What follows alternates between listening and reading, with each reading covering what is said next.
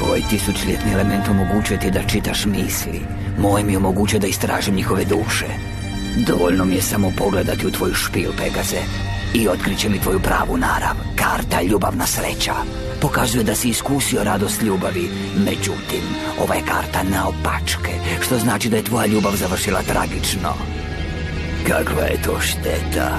Pa sljedeća karta bi mi trebala pokazati više od tvoje sadašnjosti nego od tvoje prošlosti. Skrivena maska, a?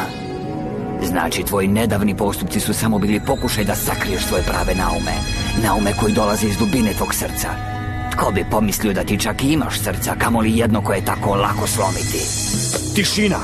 Odigrajmo igru! Kako želiš, ali prvo još jedna karta treba biti otkrivena. Zar ne želiš vidjeti svoju budućnost? Doma, anđeo tišine. Baš prikladna karta tvoje budućnosti, jer ću te sada ušutkati zauvijek.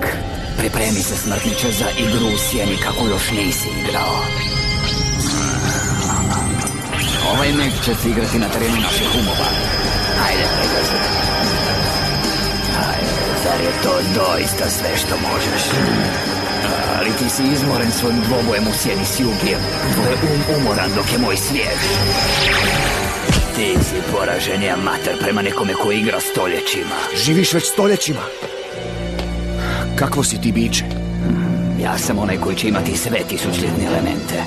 I iskoristit ću njihovu udruženu moć kako bih osvojio cijeli svijet.